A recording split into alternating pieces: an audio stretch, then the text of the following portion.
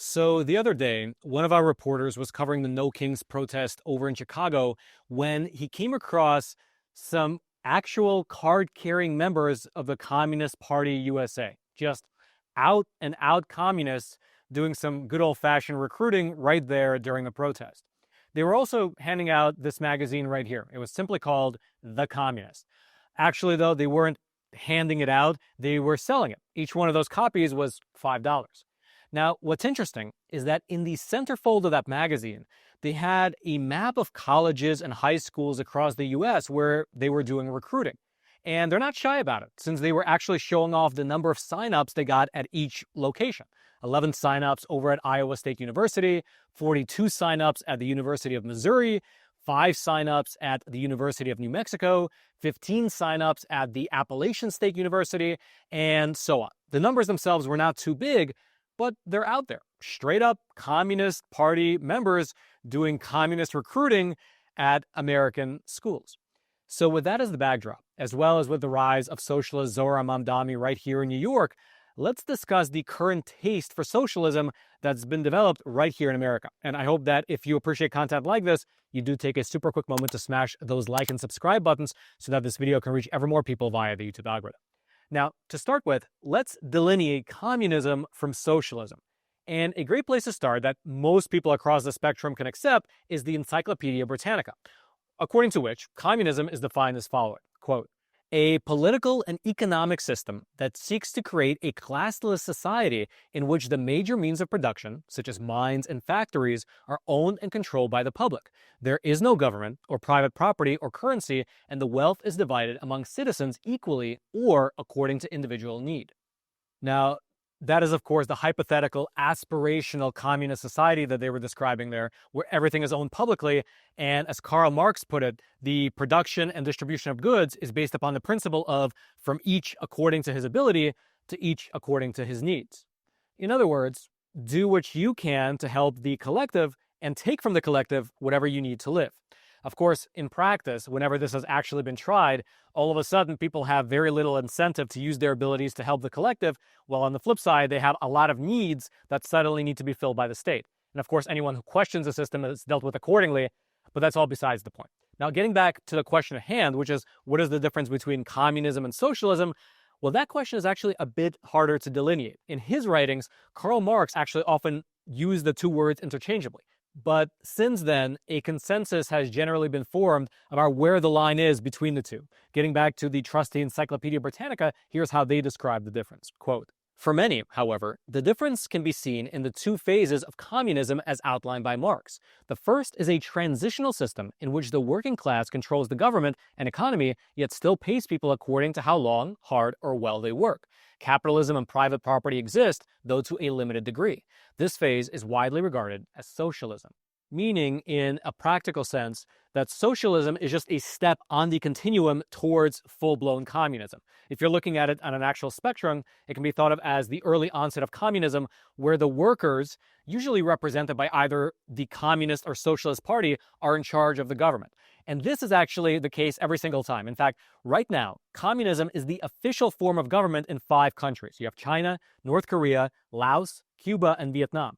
But they are not actually communist. Communism is that system's North Star. In a real practical definition sense, based on what the system actually looks like, all those countries are socialist. In those governments, the state is controlled by a communist party, an authoritarian dictatorship, which purports itself to be the representative of the people working towards communism.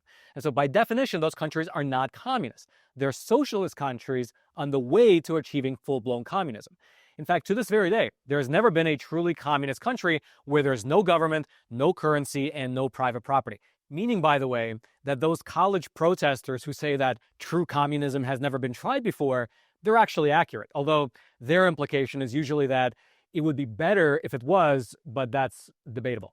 Regardless, the main point to take away moving forward for our discussion today is that socialism is not this standalone term that just means to provide a little bit of welfare to those in need. If someone is referencing socialism or referencing moving towards socialism, that means they're within the paradigm of communism because it's a spectrum, with socialism simply being the step where the government is consolidating more power, more influence over the economy, more influence over people's minute aspects of their lives.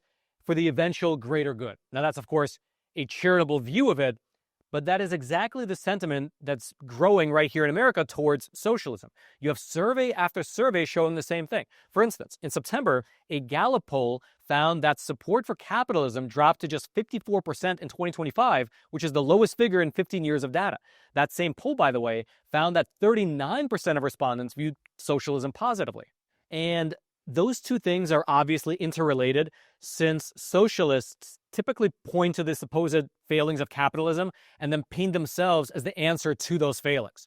However, perhaps one of the most ironic parts of that narrative is that most of these supposed failings of the capitalist system, when you dig into them, are actually the result of socialist policies. I mean, looking at America on a broad macro scale, we don't have anything close to pure capitalism. If we did, the markets wouldn't be hanging on to every single word coming out of Jerome Powell. And then also, if we did, the zip codes surrounding Washington, D.C. would not be some of the wealthiest in the nation. I mean, there's no industry or factories in that area, so it doesn't really make sense for so much wealth to be concentrated there. A lot of the problems we have come from the last 100 years of socialist policies being slowly but surely enacted, such that the federal government, through taxation, welfare spending, lobbying, and just heavy regulation, now controls a huge swath of the economy. Now, that's not capitalism.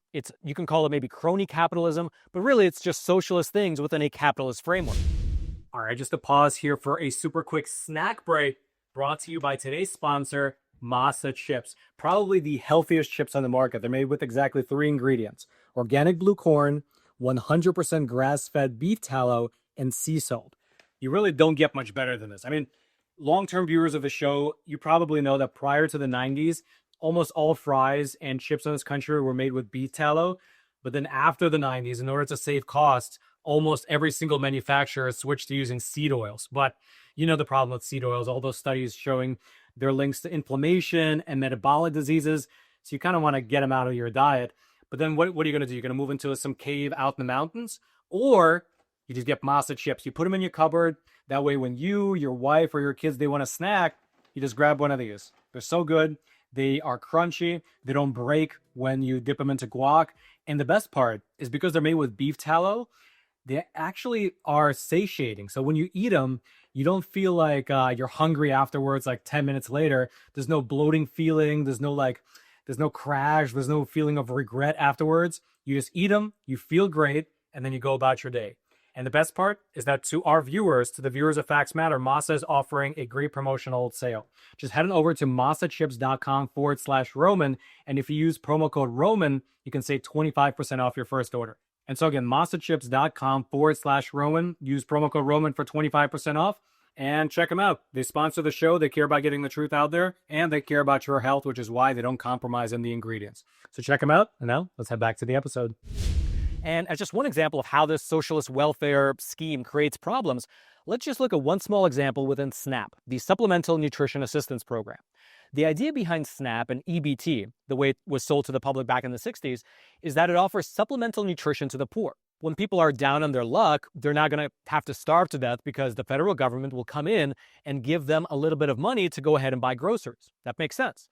But then you fast forward 60 years, and now estimates show that companies like Coca-Cola and Pepsi, they derive a quarter of their revenue from SNAP and EBT programs. Quote, in its current form, SNAP operates as a de facto subsidy program that props up some of the unhealthiest parts of the food industry. Take, for example, the most frequently purchased item in SNAP, sugar-sweetened beverages, which comprise 9.3% of all SNAP expenditures. This part of the SNAP subsidy, by our estimates, drives 20 to 25% of U.S. revenues for Coca-Cola and PepsiCo. And as wild as that already is, that type of a setup naturally has a cascading effect on public health. Quote, current policy is also economically inefficient because taxpayers pay twice to keep unhealthy foods in SNAP. First, they pay for procuring the unhealthy food itself at a rate of $23 billion annually. Second, they pay for the health care of SNAP participants who develop nutrition-related diseases from consuming these foods, and the costs here are staggering.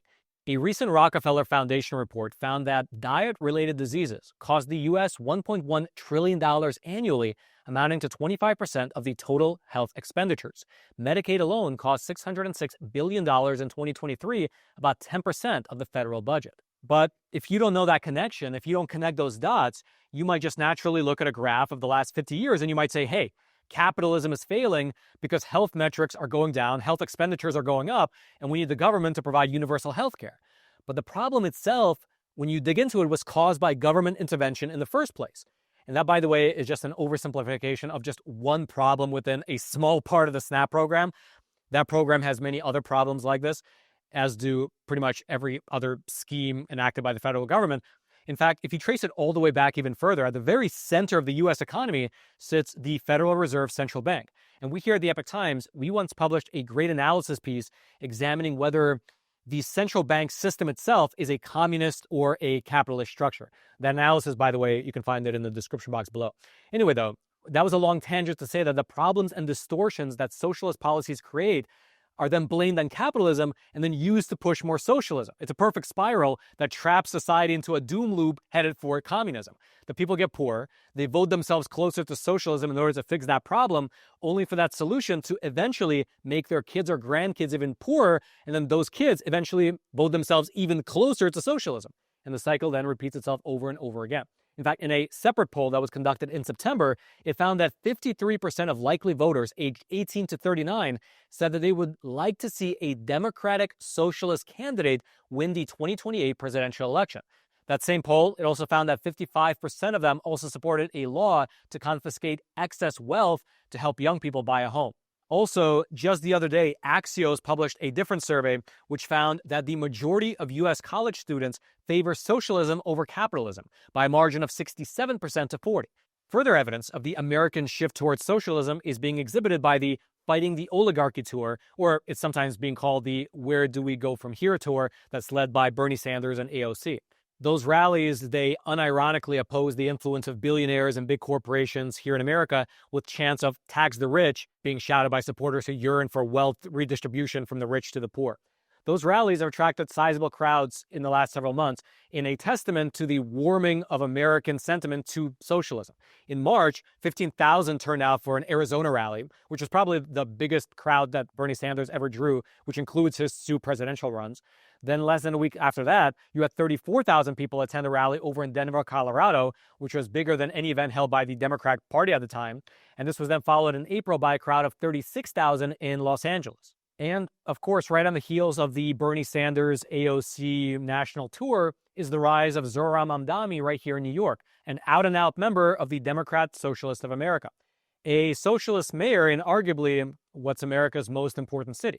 And so obviously, it's too early to say how this whole experiment will play itself out nationally and here in New York, but we should at least learn from the past. And so let me play for you an excerpt from a video series that we here at the Epoch Times put together called The Dark Origins of Communism. Communism promises a world without suffering, and yet, in its execution, does the exact opposite. Is this a tragic case of the road to hell being paved by good intentions, or were the intentions bad from the get-go? Before he was the founder of communism, Karl Marx wrote many publications in his early years. In his early poem, Invocation of One in Despair, he wrote, "So a God has snatched from me my all. Nothing but revenge is left to me." This theme of revenge continues. In his 1839 play, Alanem, believed to be Emmanuel, an alternative name for God pronounced backwards and with each pair of letters inverted, the character in the play seeks to destroy not only himself, but the world along with him. In his 1841 poem, The Player, or The Fiddler, Marx writes, "Look now, my blood-dark sword shall stab unerringly within thy soul. God neither knows nor honors art. The hellish vapors rise and fill the brain, till I go mad and my heart is utterly changed." And he also writes, "See this sword? The Prince of Darkness sold it to me." And, quote, "With Satan I have struck my deal. He chalks the signs, beats the time for me. I play the death march, fast and free."